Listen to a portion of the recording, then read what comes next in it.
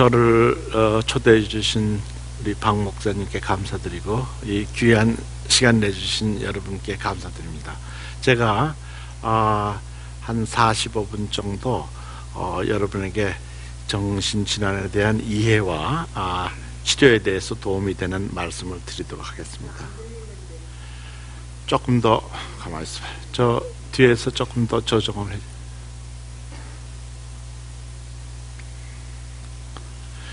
첫 번째 슬라이드 보시면 저건 제가 제 소개한 거고 RET가 retired 라는 뜻입니다.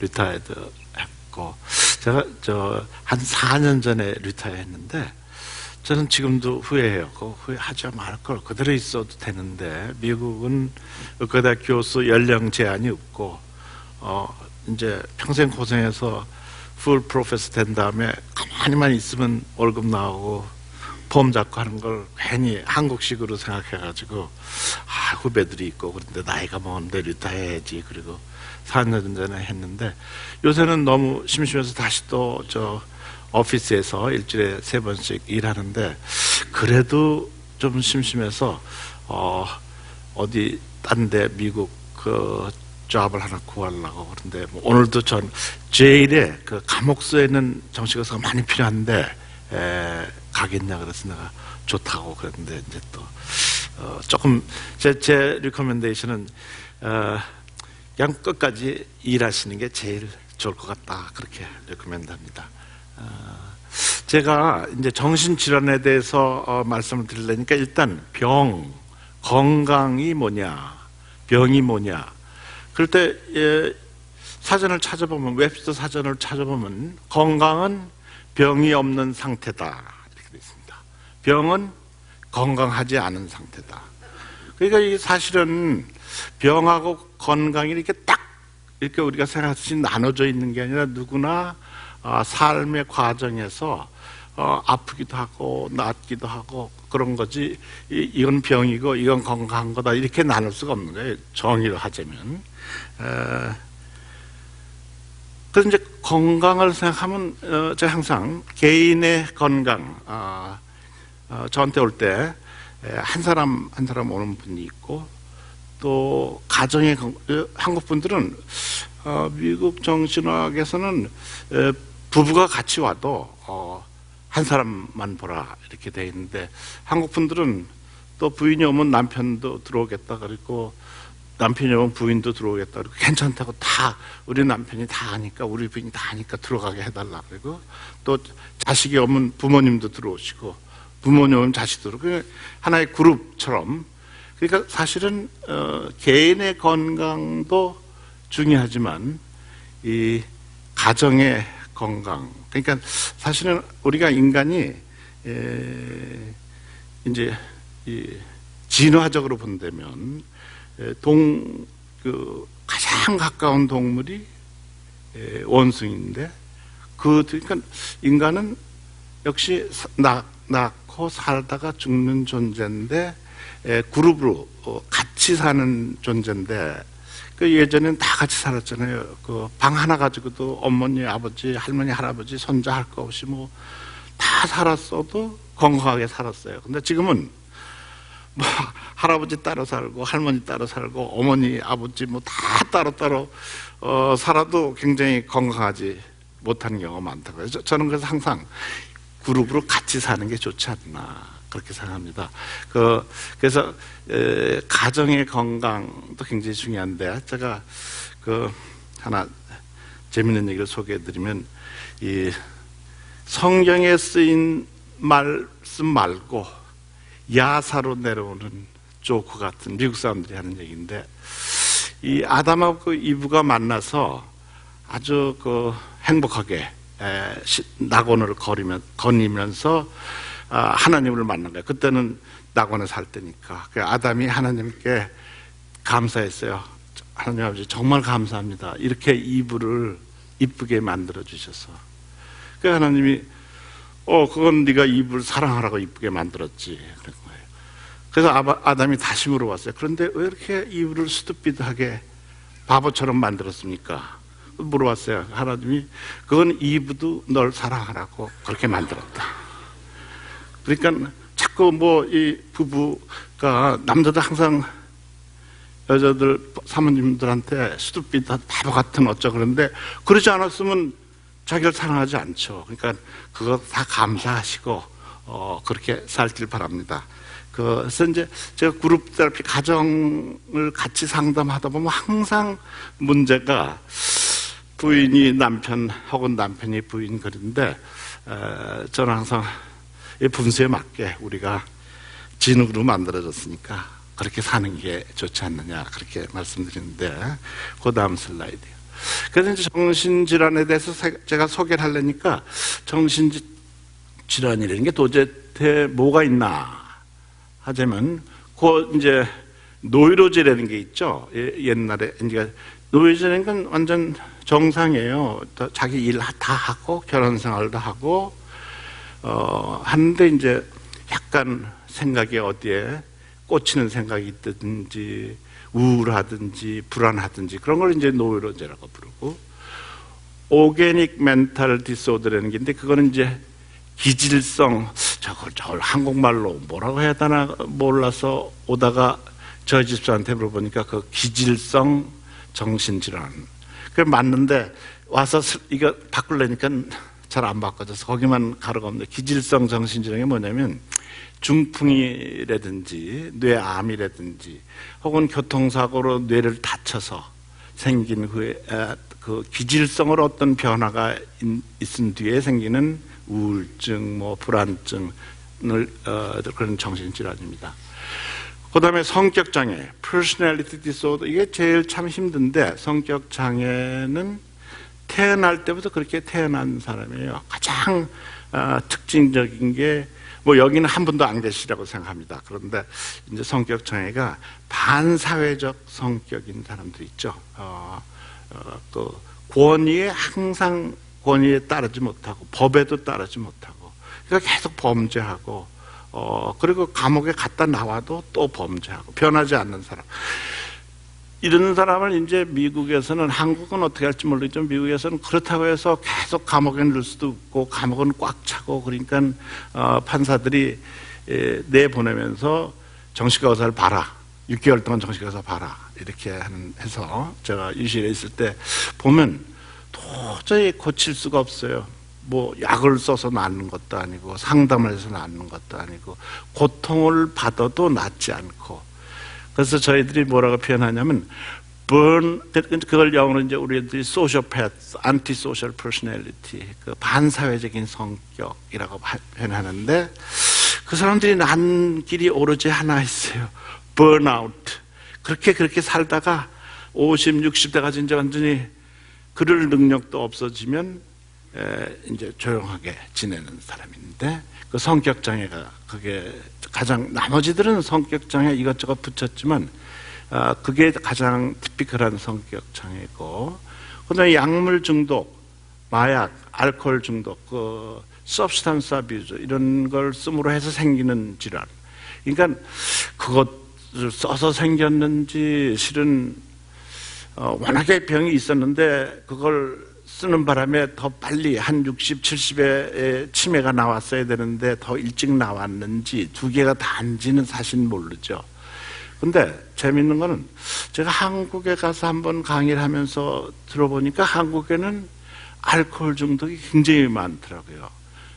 알코올 중독이 그러니까 펑셔널한 알코올리즘이라고 우리가 표현하는데 직장도 가지고 일도 하고 다 하는데 아침에 만나면 제일 먼저 아침 식사하면서 소주 한 잔 이렇게 먹고 점심 먹으면서 또 술 먹고 저녁 먹으면서 또 술 먹고 그 다음날 아침에 일 나가고 그러니까 펑셔널 알코올릭스들인데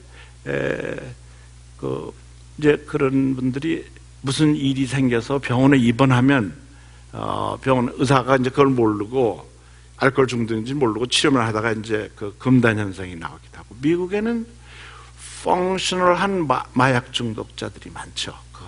이제 알코올보다는 한국은 알코올이 많지만 그리고 한국에서 마약 구하기도 힘들어요. 한국은 법이 마약을 갖고 있는 것도 범죄고, 뭐 마약을 먹는 것도, 과거에 먹은 것도 범죄고. 근데 미국은 먹은 건 범죄가 아니에요. 자기 입에 뭐 집어넣는 건 지 마음이죠. 자유죠.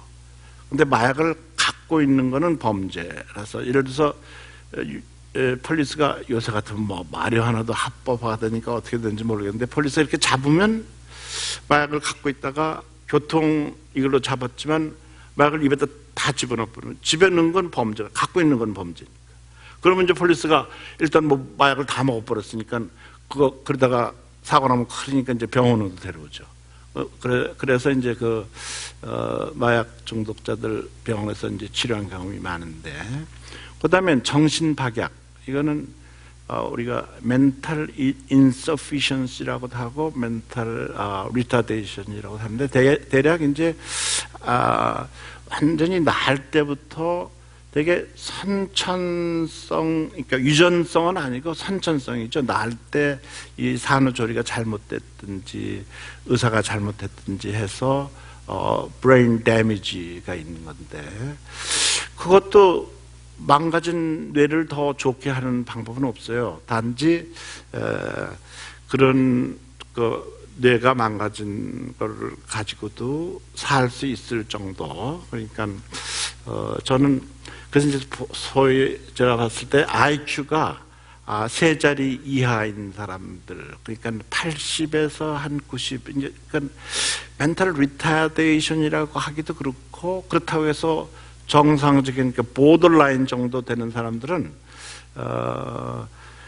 이 가정에서 잘 돌보면, 제가 한 사람 미국 사람 봤는데 삼촌이 플럼버라서 평생 삼촌 쫓아다니면서 플러밍 어시스턴트 하면 잘 살아요. 근데 삼촌이 이제 돌아가시고 나면 혼자서 살기는 힘들죠. 근데 그 이하, 80 이하인 경우에는 인디펜던트, 그렇게 하기가 힘들 것 같고, 그 다음에 적응장애라는 게 있습니다. 어저스트먼트 디소더. 그러면 여러분도 이건 누구나 다 가질 수 있는 거예요. 이게 잘 지내고 있는데 스트레스를 많이 받아서, 혹은 뭐 가정에 우환이 생겨서, 그래서 우울해지고 불안해지는 거. 그러니까 어저스트먼트 디소더라고 그러죠. 그건 정상인 사람이 환경 때문에 경험하는. 그다음에 이제 제일 문제가 되는 게 정신증이라고 그러죠. 이제 제일 위에 신경증이라고 한 거는 정상적인 생활을 하는 노이로제 같은 사람이죠. 정신증이라는 건 이제 우리가 쉽게 정신분열증이라고도 하고 정신착란증이라고도 하고, 그래서 현실에서 이 현실감이 없어진 거죠. 그러니까 예를 들어서 FBI가 나를 항상 쫓아온다. 요새는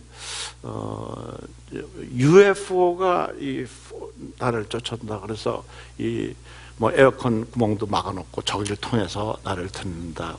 그런 식으로 현실감이 없어진 거, 피해망상이 생기는 거, 그런 질환들을 얘기합니다. 그래서 정신질환의 정의가 뭐냐, 어떤 거를 정신질환이라고 하느냐, 이제 데피니션을, 그러니까 항상들, 저는 제 오피스에서 UCLA에 있을 때, 제 오피스에서 볼 때는 요새 이제 한국 분들을 주로 많이 보는데, 오는 사람 중에서 나는 안 미쳤어요. 처음부터 누가 아무 소리 안 했는데 나는 안 미쳤어요. 우리 부모가 괜히 날 데려왔지. 그런 사람들이 되게 좀 정신질환이 있는 사람이 많고, 또 멀쩡한 사람이 와서 난 미친 것 같은데 이거 좀 어떻게 해달라고 그래서 다 정상인 사람들이 자기 미쳤다고 자꾸 그리고, 그러니까 워낙에 사람들이 이제 정신질환이 일단 생기면 그 병식이 없어지죠. 내가 이상하다는 생각이 없어지니까 이 모든 우리 가족들이랑 온 세상이 이상하지 난 이상하지 않다. 그리고 괜찮은 사람은 조금 뭐 누구나 가질 수 있는 우울증, 불안증, 또 강박증 이런 거 가져도 나는 이러다 미칠 것 같다. 내가 미친 거 아니냐. 그렇게 표현을 하는 분들이 많은데, 대개 이제 저희들은 병식이 있느냐 없느냐가 가장 중요한 크라이테리아가 되죠. 근데 모든 병이 그래요. 정상에서 질적으로 변하느냐, 혹은 양적으로 변하느냐. 그럼 예를 들어서 혈압, 고혈압이다. 그러면 양적으로 변한 거죠. 한 120에 80에서 오케이 괜찮은데 130에 85도 괜찮고. 저는 어제 재보니까 제가 136에 80인데 저희 집사람이 내과 가서인데 그거 괜찮다고 그러니까 이게 좀 높아지는 거 아닌가 그런데 그것도 이거 레인지가 있어서 그렇게 뭐가 정상이다 비정상이다 그러기보다도 질적인 아니 양적인 변화가 있는 거. 그걸 이제 노이로제라고 그러죠. 누구나 우울할 수 있는데 조금 남보다 더 우울하고, 누구나 불안할 수 있는데 남보다 더 불안하고, 누구나 걱정할 수 있는데 남보다 더 걱정하고, 양적인 변화. 그런데 정신증이라는 거는 이제 고혈압의 양적인 변화라면 질적인 변화인데, 그러니까 아무도 그런 생각을 할 수 없는데, 그러니까 우리 육체적인 질환에 비하면 암 같은 거죠. 누구나 다 암을 갖는 건 아니죠. 아주 전혀 질적인 세포의 변화가 오는 게 이제 암인 것처럼 정신증도 전혀 질적으로 그런 생각을 할 수 없는데 UFO가 나를 쫓아온다든지 우리가 캡그라스 신드롬 같으면 부모랑 잘 자랐는데 우리 부모는 나는 이 집에 속하지 않는다. 우리 부모는 진짜 부모가 아니고 내가 어디서 딴 데 내 부모가 있다. 그리고 찾는 사람도 있고 이제 그런 질적인 변화가 오는 것을 우리가 정신증이라고 합니다. 근데 질적인 변화가 와도 이게 육체적인 원인 때문에 오느냐 그러면 쉽게 얘기해서 스트로크 뇌졸중이나 중풍, 스트로크에서 뇌 혈관의 변화가 와가지고 어느 이제 혈관이 혈액이 안 돌아서 오는 거, 알츠하이머스, 그 이제 치매, 뇌세포가 점점 퇴화되기 시작해가지고 생기는 거, 콜사코프 사이코시스라고 옛날에 우리가 그 한국에서 한동안 광우병 그냥 그런 거 있었죠. 그 광우병이 사실 미국에도 케이스가 거의 없는데 미국 소고기 먹으면 광우병 걸린다. 그래가지고 한참 광우병 파동이 있은 적이 있는데 광우병이 그렇게 바이러스에 의해서 생기는 건데 그렇게 쉽게 정말 찾아보기 평생 제 의사하면서도 그런 사람 본 적이 없어요. 그 정도로 드문 병인데 어떤 의미에서 한국에서 굉장히 그걸 무슨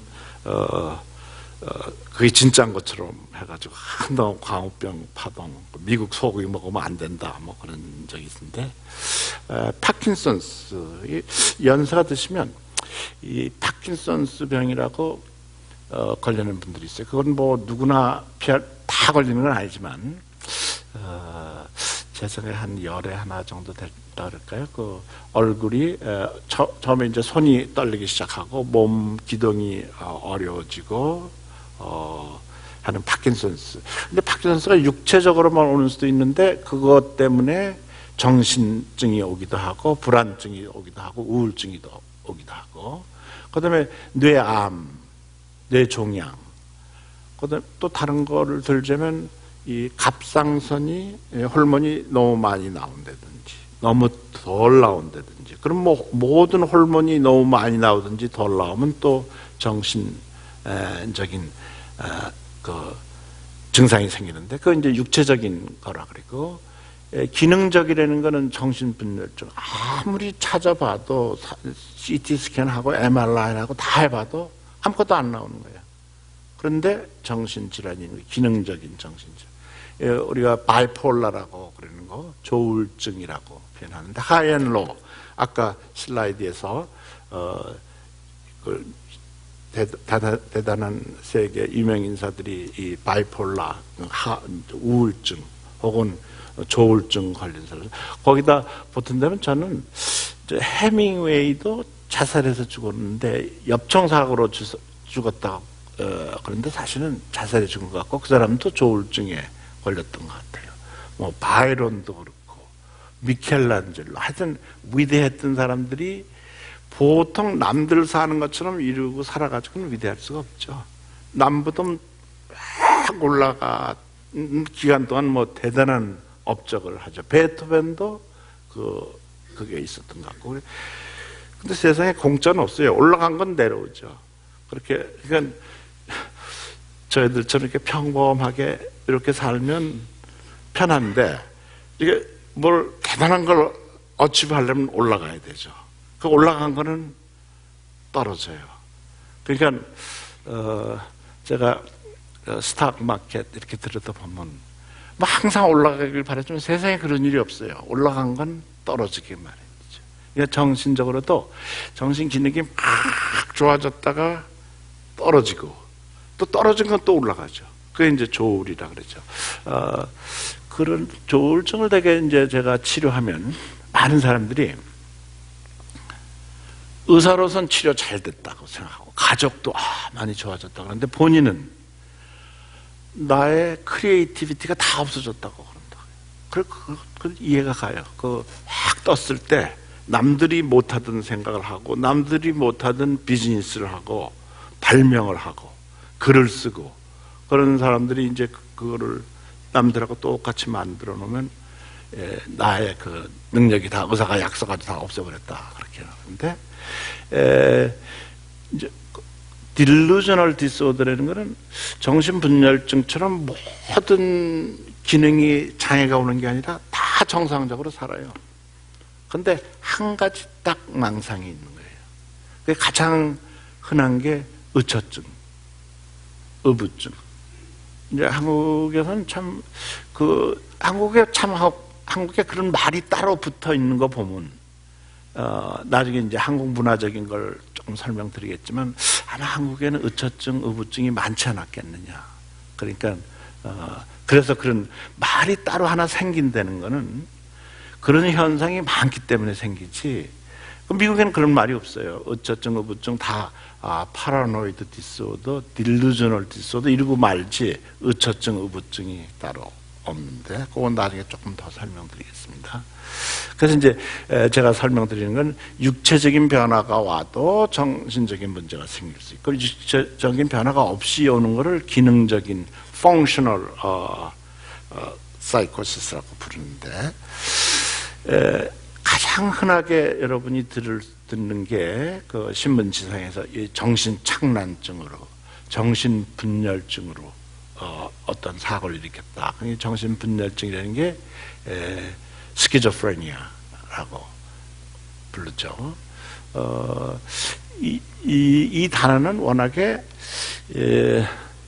그 크레펠린이라는 사람이 이 정신이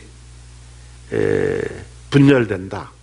이거 자아가 분열된다고 생각해서 그런 말을 붙였는데, 지금까지도 그 얘기를 그대로 쓰고 있는 거예요. 그렇지만 뭐 자아가 분열되는 건 아니고, 현대의학에서 볼 때는 이게 뇌 속에 화학물질, 케미컬 밸런스가 깨져서, 우리가 뭐 인슐린 밸런스가 깨지면 당뇨가 생기고, 심장하고 혈관의 그 동맥경화든지 심장의 밸런스가 깨지면 고혈압이 생기는 것처럼, 이것도 뇌 속에 있는 케미컬 밸런스가 깨지는 건데, 이 정신질환이라고 해서 굉장히 그 편견을 많이 갖죠. 그래서 제가 UCL에서 일할 때든지 미국 클리닉에서 일하면 미국 사람들 와서 이 정신과 안 가겠다 그러죠. 안 가겠다 그러고, 부모가 데려올라도 안 가고, 코트 오더로 법정에서 감옥 가는 거 받으면 정신과 가라. 그래서 할 수 없이 와서 이거 꼭 감옥에 끌려오듯이 왔다가 그냥 얘기 좀 하고 약 주고, 약 안 먹겠다 그러면 다음에 또 보자 그러고 보내면, is this it? 이게 전부냐. 굉장히 정신과 하는 거를 무슨 붙잡아서 샥 테라피를 하든지 아주 굉장히 고통을 주는 것처럼 생각하는데, 사실은 현대 정신학은 그렇지는 않거든요. 이제 정신분열증이라는 게 옛날에는 르네틱스라고 불렀어요. 유럽에서. 이런 뜻이 뭐냐면, 이 정신질환이 달하고 관계가 있다. 달이 기울고 뜸에 따라서 이 정신질환이 생긴다. 근데 그거는 지금 아니다, 과학적으로는 아니다 그랬지만, 제가 하버드 UCL에서 응급실을 운영할 때 보면 항상 보름이 될 때는 환자가 많이 와요. 그러니까 과학적으로는 계속 아니라고 이렇게 해놨는데 실제 거기서 뛰는 사람 이제 저 응급실장으로 있었기 때문에 항상 환자가 얼마나 많이 오느냐, 얼마나 입원시키냐. 병원 우리 병동은 38개밖에 없는데 옛날에는 병동이 없어도 환자가 오면 그냥 저 휠체어 태워서라도 그냥 입원시키는 거예요. 그런데 그걸 또 누가 고소를 해가지고 병동이 없는데 입원시키는 건 불법이다. 그러니까 38베드가 다 차면 입원 못 시키는 거예요. 뭐 할 수 없죠. 그래서 항상 응급실에서 운영하면서 이게 병동이 몇 개 남았냐, 뭐 병동에 전화해서 빨리 퇴원시키고 우리 또 입원시켜야 되니까. 그런데 그 시절에 보면 항상 보름달일 때 환자가 많이 생겨요.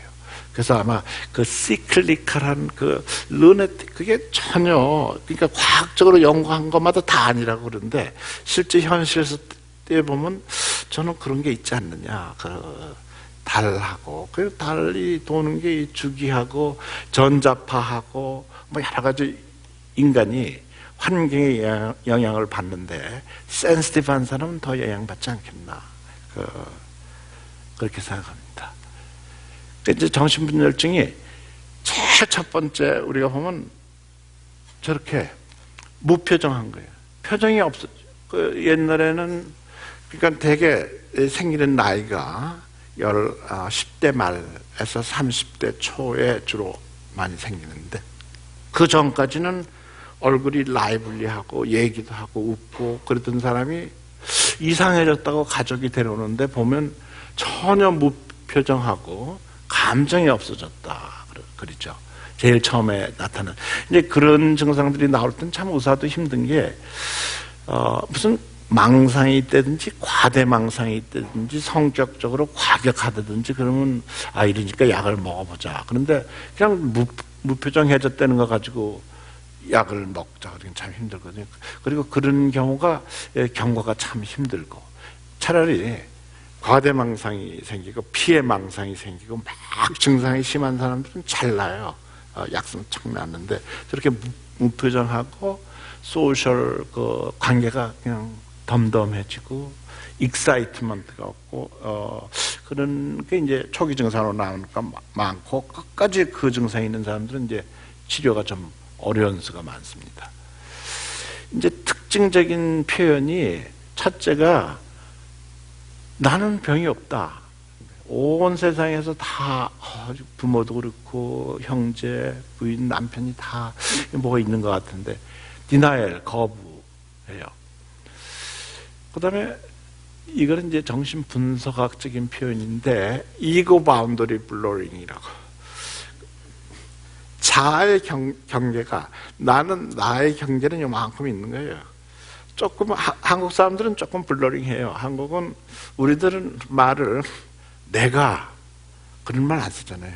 우리가 뭐 혹은 my wife라고 그러지 않고 우리 집사람 뭐 여럿이서 같이 집사람 하나 공유하고 있는 것처럼 우리 집사람 그런 게 아니고 my wife 그래야 될 때 우리 집사람.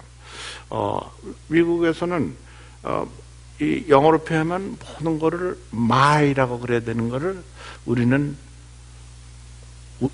저도 지금 우리라고 그랬죠. 한국 사람들은 우리들 모든 거를 남편 우리 아들 뭐 우리 형님 이렇게 우리 되는 그 왜냐면 나라는 바운더리가 정확하게 있지 않고 이렇게 좀 좀 넓혀져 가지고 있어요. 그러니까 그게 이제 자아의 경계가 그러니까 우리는 그렇잖아요. 한국 문화는 그렇잖아요. 뭐 네 건 내 것 그렇게 따지기냐. 우리 다 같이 이렇게 지내야지. 미국 사람들은 정확하게 따지잖아요. 형제 간에도 그렇고 부부 간에도 그렇고.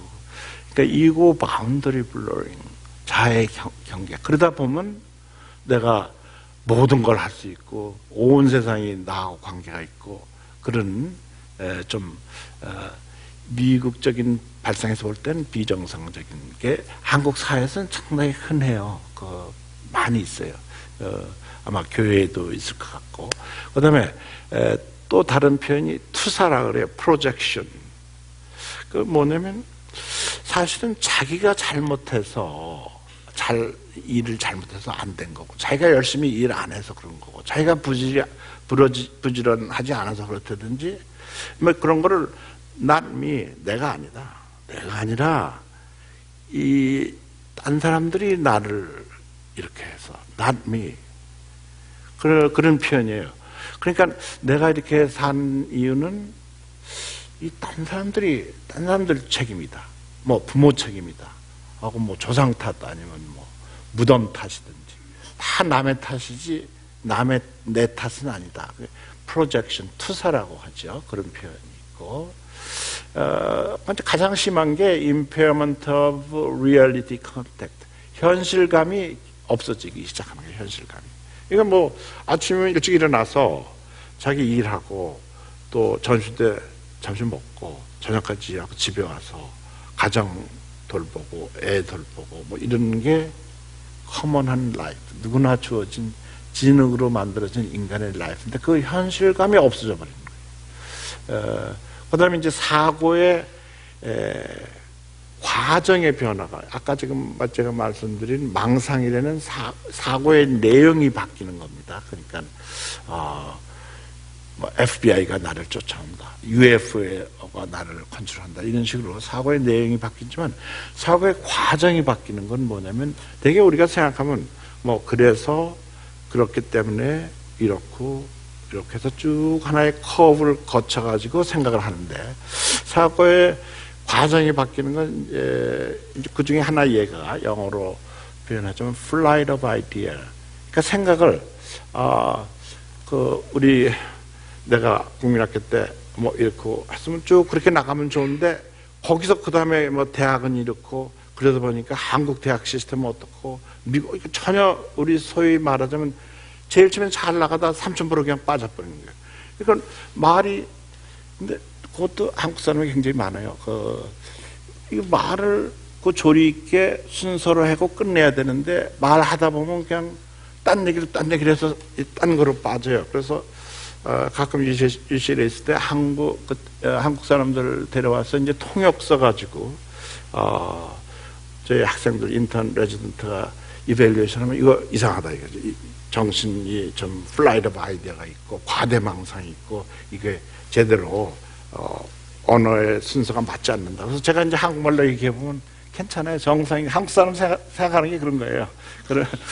그러니까 제가 이렇게 여러 번 보다가 뭐 이렇게 무표정한 것 같고, 한국 사람 또 되게 무표정하잖아요. 무표정하고 별로 얘기를 해도 잘 알아듣지 않는 것 같고, 그러면 제가 이제 한국에 가서 강의할 때 그래요. 너무 점잖하고, 뭐 질문하라 해도 질문도 없고, 그런 걸 보고 제가 이 사람들이 나를 싫어하는구나. 내가 미국에서 와가지고 그런 사고의 발상이 이제 그 사고 과정이 thought process가 잘못돼가지고 이제 그런 표현이 나타나기도 하고, 그래서 이제 증상으로서는 이제 망상이 있고 환청, 환각. 그러니까 우리가 센소리라는 게 뭐냐면 술을 먹고 취해서, 약을 먹고 중독이 돼서, 혹은 중풍이 돼가지고 내가 지금 여기 어디에 있는지, 오늘이 몇 월 며칠인지 그거 모르는 거가 이제 센소리움, 이 한국말로 뭐라고 표현해야 될지 모르는데 임페어 됐다고 그러죠. 그러니까 정신과 의사들이 항상 물어볼 때 제일 먼저 여러 가지 질문 중에서 물어보는 게 당신이 오늘이 몇 월 며칠인지 압니까? 그거 모르는 사람이 있어요. 센서. 글쎄, 내가 요새 뭐 그렇게 일도 안 나가고 그러니까 그런 걸 팔로우 안 했다 이거예요. 그럼 3일절이 지났습니까? 안 지났습니까? 그러면 글쎄, 그거 참, 그럼 벌써 센서림이, 그러니까 완전 정상인 것 같아도 그 시간에 대한 감각이 임페어 되는 거. 그러면 또 저는 한 번 그런 미국 사람한테 그런 거 보세요. 여기가 어딘지 아십니까? 그러니까 모르는 거예요. 그럼 보통은 이거 병원이다, 클리닉이다 그럴 텐데 모른다 이게. 그때 생각해보라 이거 어디냐? 그러니까 가스스테이션이다. 아니 여기가 가스스테이션인데 어떻게 이게 책상 있고 이러냐? 그러니까 이거 팬시한 가스스테이션이다. 그러니까 이게 센소리움이 변한 거예요. 센소리움이.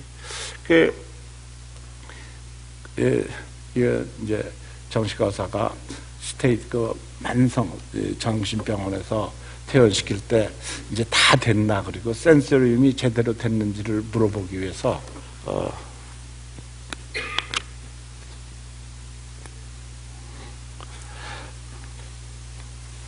그 의사는 제대로 오리엔테이션이 있나, 그래서 물어보는 거. 우리는 보통 이제 오늘 여기가 어디냐, 날짜가 며칠이고 너 가면 어디로 가느냐 뭐 이런 거 물어보는데, 그 의사는 이게 뭐냐 그럼 코, 뭐 이게 뭐냐 그럼 귀, 이게 뭐냐 그럼 눈, 그걸 물어봤대요. 근데 그거를 못 맞춰가지고 열심히 이게 코, 입, 귀 외우고 있었는데 하루는 한 사람이 퇴원한 거예요. 그래서 야, 너 어떻게 그걸 다 맞췄냐? 그러니까 이 사람이 나가면서 야 임마, 히프가 좋아야지, 히프가.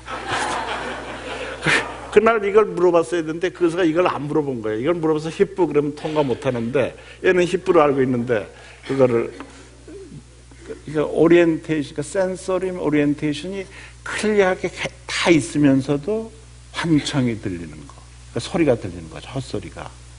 그러니까 그 헛소리가 들리는데 헛소리 들리는 거를 아는 사람이 많아요. 이건 아닌데 그래도 헛소리가 들리는 사람이 있고, 또 어떤 사람은 헛소리가 진짜인 줄 아는 거예요. 그래서 헛소리 하는 대로 그대로 너 가서 뭘 해라 그러면 그거 따라하는 사람도 있고, 어떤 사람은 헛소리인 줄 아는데 이게 바깥에서 들리는 소리라서 귀를 막 소음으로 틀어막고 여기 염증이 생길 정도로 막 귀를 막는데, 또 어떤 사람은 이게 귀를 막아봐야 소용없고 머리 안에서 들리는 거다. 그래서 환청에 대해서는 사실 말이 환청이지 참 아직도 연구할 과제가 많은데, 그런 사람들 다 MRI, CT 스캔 다 찍어봐도 다 정상인 거예요. 근데 환각이 보이는 거는 조금 더 심각해. 환청은 그래도 정신질환이 많은데 환각이 이 없는 게 보인다. 돌아가신 아버지가 보인다. 근데 마음속으로 보인다는 뜻이 아니라 진짜 나타나 보이고 한국에 있는 사람이 보인다. 그러는 거는 이제 그걸 환각이라 그러는데, 환시, 환각. 그런데 그거가 이제 정신질환 증상의 하나고, 망상은 말할 거고, 망상은 이제 과대망상 혹은 피해망상. 그 과대망상은 제가 그래서 말씀, 그때가 프레지던트 클린턴인가, 내가 프레지던트 클린턴하고 내연의 관계가 있는데, 이제 그러고 시작하는 거예요. 그러니까 옛날에, 지금도 그렇지만 시크릿 에이전시에서 프레지던트하고 뭐 어쩌고 그러면 그냥 가서 잡아가지고 일단 감옥에 넣고 보든지, 도저히 이상하다 그러면 정신병원에 데려오는 거예요. 그러니까 시크릿 에이전트에서는 프레지던트에 대해서 내가 프레지던트를 어떻게 하겠다 그러면 무조건 잡아요. 굉장히 시크릿 에이전트. 그리고 퇴원도 못 시키게 해요. 퇴원 시키려면 자기들한테 연락해야 된다. 그러니까 그 정도로 이제 시크릿 에이전시는 대통령 보호하는 기관은 철저한데, 그런 사람이 있어요. 내가 프레지던트 클린턴하고 내가 관계가 있는데 이 사람이 대통령 되고 나서 나를 무시하기 때문에 뭐 좀 그런 사람도 있고, 그건 과대망상이죠. 피해망상입니다. 아까 말씀드린 것처럼 나를 누가 해치려고 그런다. 그 피해망상.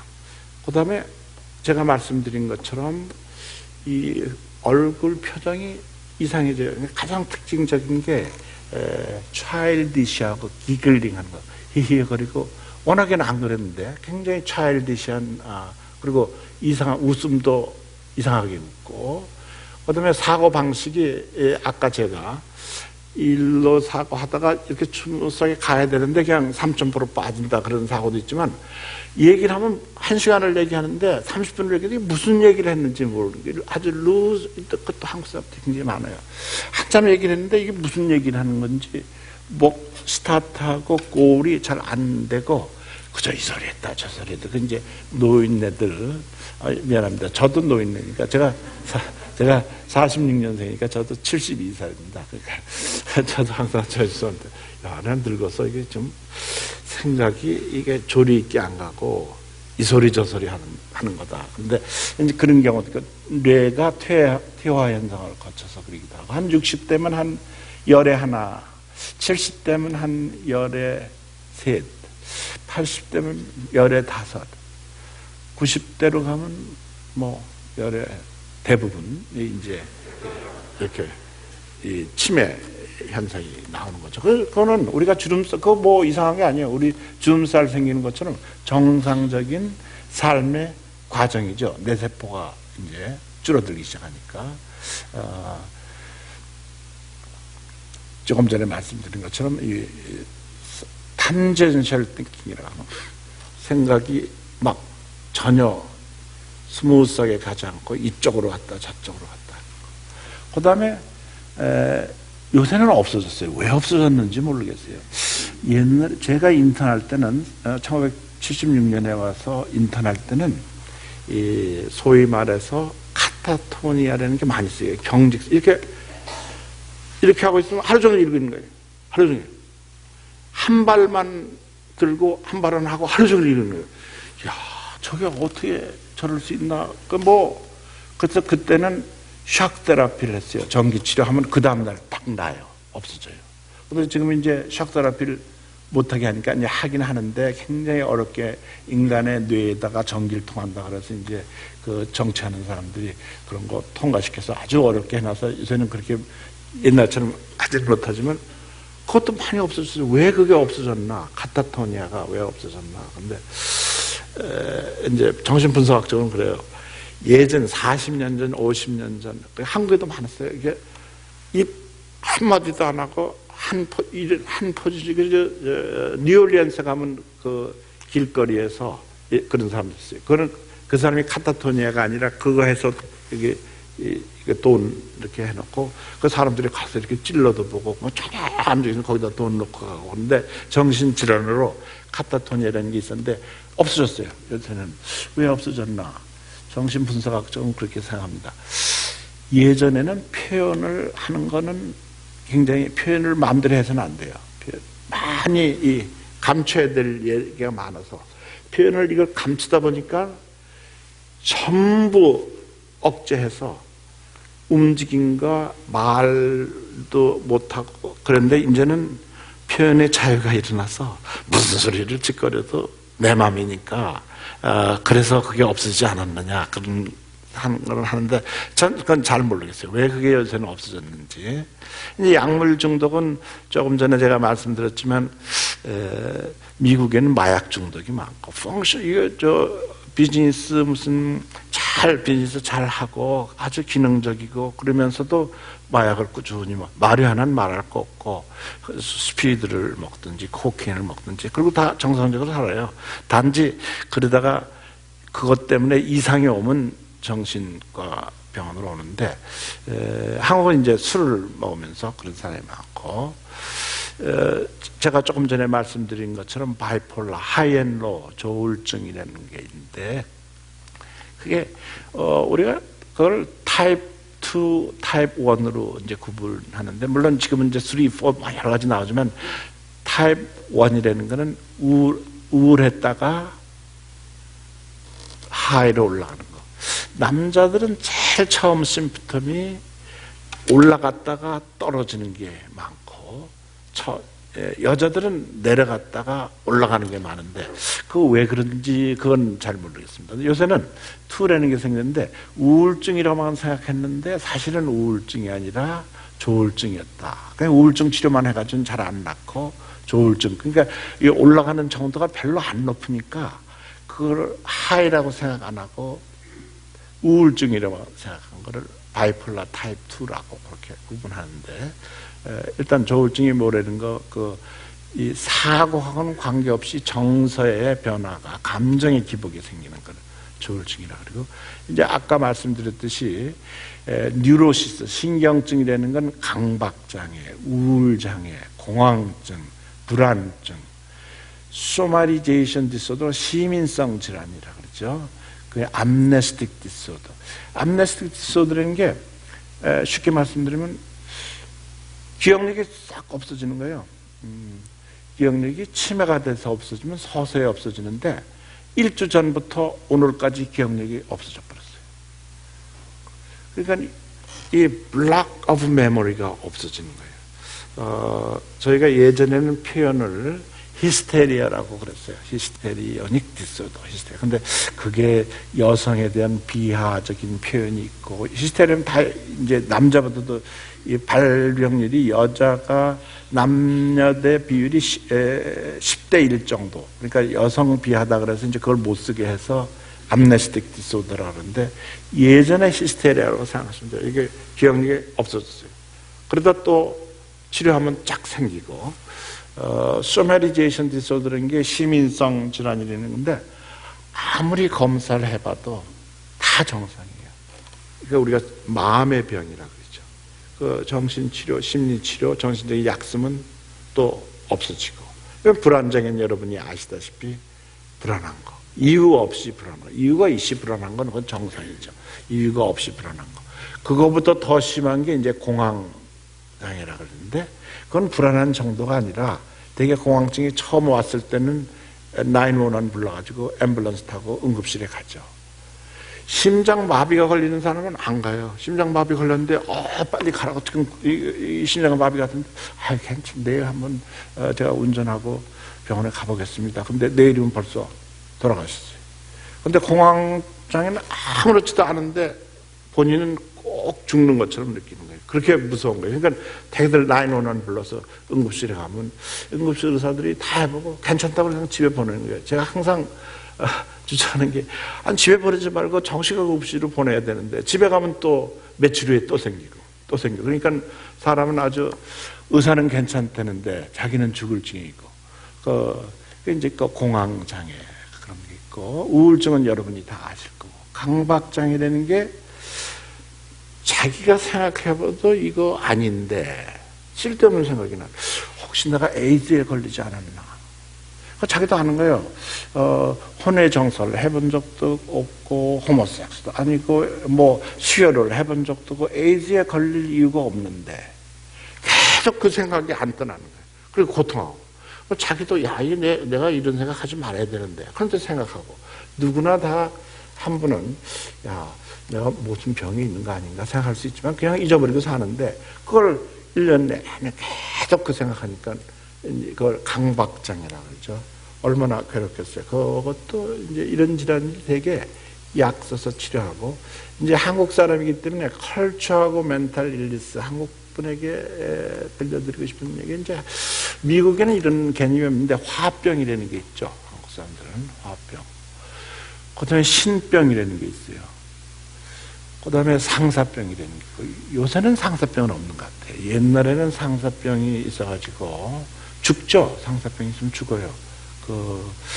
조광조가, 옆집 처녀가 조광조를 사모해가지고, 다 죽게 돼서, 조광조 아버지가, 내 옆집, 그러니까 그 옆집 처녀는 중인이고, 조광조는 이제 양반인데, 아버지가 그 처녀 아버지가 조광조 아버지한테서 우리 딸이 죽게 됐으니까 감히 중인으로서 정실 결혼은 부탁할 수 없고 첩이라도 좋고 그냥 시정으로 몸종으로 그냥 쓰셔도 얘는 살 것 같다. 그러니까 그 조광조 아버지도 그 얘기를 들어보니까 그 정말 그렇구나. 그래서 자기 아들한테 그 조광조한테 옆집 처녀가 그렇다는데 그저 뭐 결혼이고 뭐 첩 아니라도 그냥 그 몸종으로라도 쓰면 그 여자가 살 것 같다.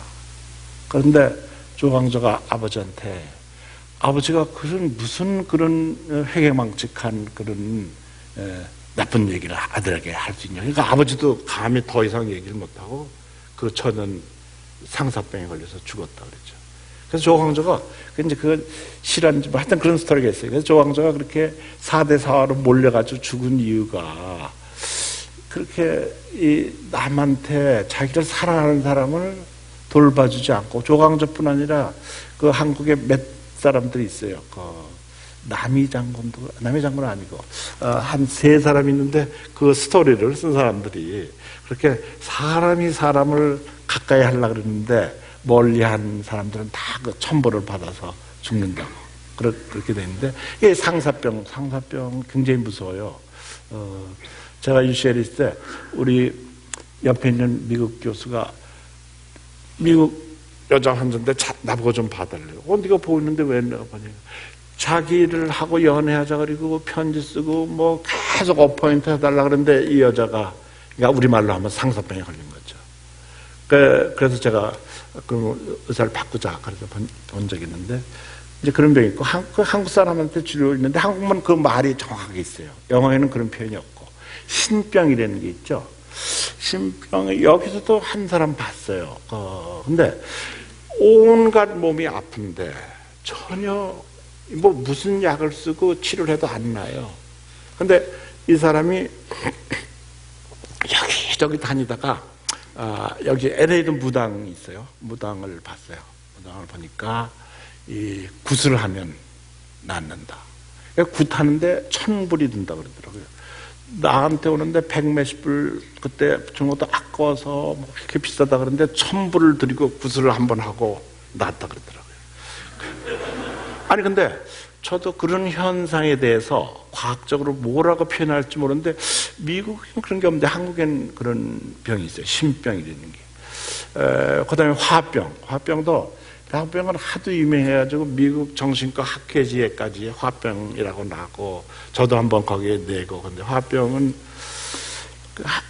미국 사람들은 그게 없는데 그냥 적당히 지내버리면 미국 사람이 화를 안 내서 온 세계가 사람들이 화를 안 내서 그런 게 아닌데 화를 내지만 화병이라는 거 없어요. 이 화병 걸리면 첫째 이 가슴이 여기가 답답하고 숨쉬기가 힘들고 소화가 안 되고 제가 시골에 옛날에 대학교 때 무의촌 진료 갔을 때 그런 분들이 굉장히 많았어요. 그래서 나는 그게 뭔가 그런데 제가 지금 생각해보니까 내가 지금 아는 거 반만 알고 그때 무의촌 진료 갔으면 다 고쳤을 텐데 그 화병인 거예요.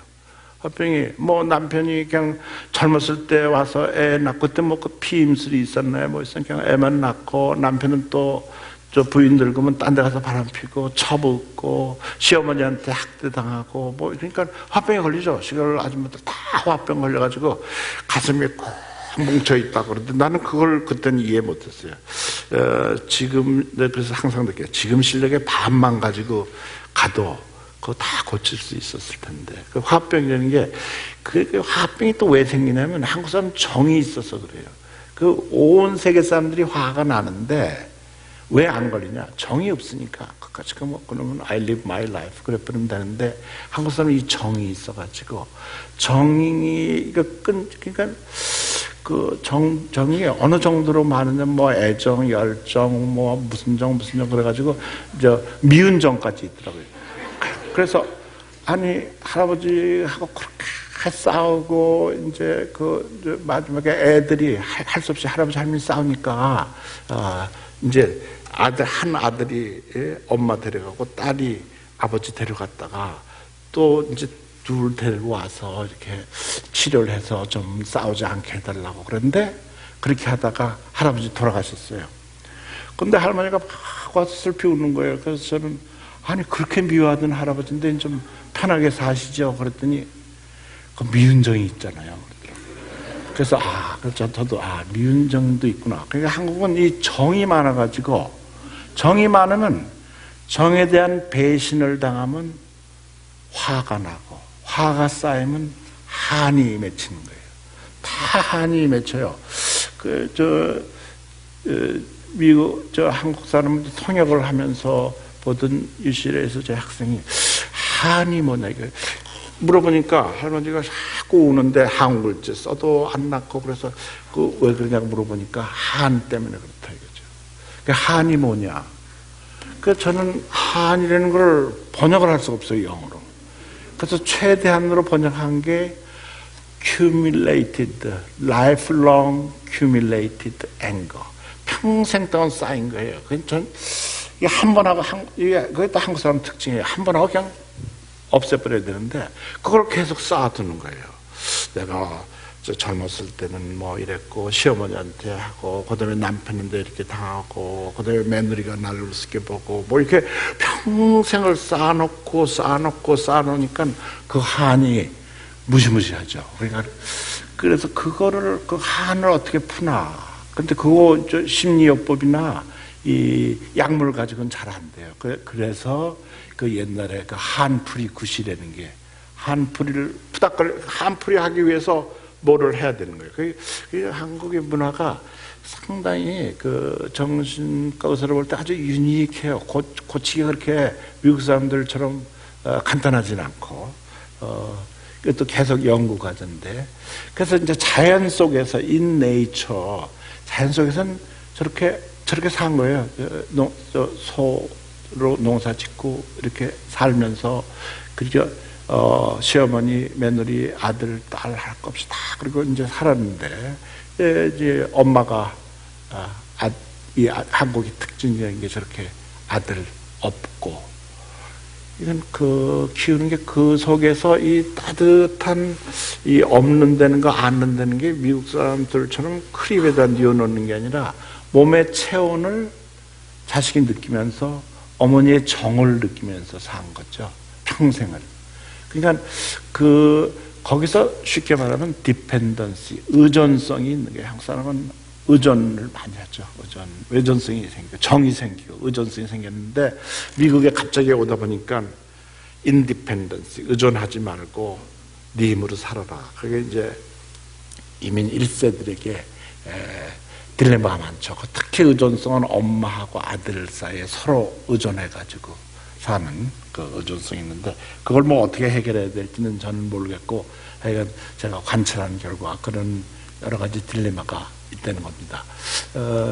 진단과 치료는 이제 정신치료, 심리치료, 면담치료, 약물치료, 전기충격요법이라고 지금도 제가 마지막으로 해본 게 한 몇 년 전 되는데 이 우울증이든지 그거 잘 안 나는 우울증이 아주 그 다음 날이면 걸어 다닐 정도로 밥도 안 먹고 움직이지도 않고 완전히 우울증 때문에 죽게 되는데 미국에서는 강제 입원인데도 강제 치료를 하려면 또 코트를 가야 돼요. 그럼 코트에서 강제 치료하는 사이 그거 하는 사이에 한 2, 3주 뭐 한 달 걸리면 그 사이에 환자는 죽죠. 우리는 그래서 이제 UCL에서는 지금도 전기충격요법을 하는데 그럼 그 다음 날로 쫙 나와서 걸어 다니고 그런데 그런 방법이 있고 이것도 뭐 심리 영어로 쓴 그런 방법이 있다는 거고 이제 가장 많은 질문이 그런 질문을 받습니다. Why me? 왜 내가 이거를 알아야 됩니까? 왜 우리 아들이 이걸 알아야 됩니까? 그래서 Why me? 그건 사실은 몰라요. 다 남들은 남들대로 십자가가 있으니까 걱정 마시고 당신 치료만 합시다. 그런데 대개들 그 질문이 많아요. 왜 내가 이걸 알아야 돼? 그건 의사도 모르죠. I don't know. 이게 혹시 이 저주 받은 게 아닌가? 이게 사탄의 저주가 아닌가? 그런 거 아니고 이건 약물 치료하고 하나의 병인데 약물 치료하면 된다. 그럼 또 질문하는 게 이게 약을 언제까지 먹어야 돼? 이게 먹으면 평생 먹어야 된다는데. 그래서 저는 그런 얘기를 하죠. 그럼 당신은 언제까지 숨 쉴 겁니까? 죽을 때까지 숨 쉬어야죠. 그럼 뭐 언제까지 밥 먹을 거고, 언제까지 남편이랑 같이 살고, 다 우리가 한 번 하면 평생 하고 사는 거지.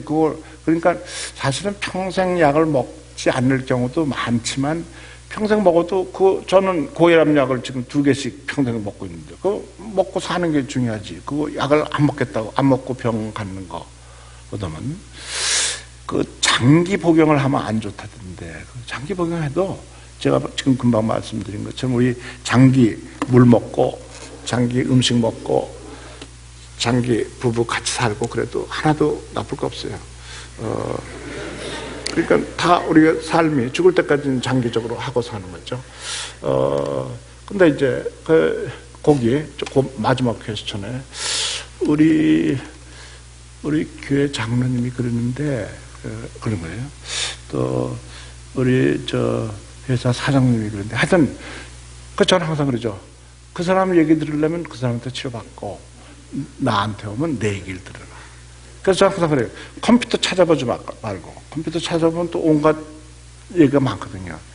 또 뭐 이거 책자 찾아보지 말고 다른 의사한테 가서 물어보지 말고 다른 치료사한테 물어보지 말고 나한테만 치료를 받으려면 오라. 그렇지 않으려면 한 바퀴 다 돌아보고 해결이 없으면 나한테 오라. 이 정신치료나 이 심리치료가 이 치료사와 환자의 아주 유니크한 관계라서 그거를 받아들이고 오지 않는 사람은 제가 고혈압 치료하듯이 다 같은 약 주고 그렇게 할 수는 없는 거죠.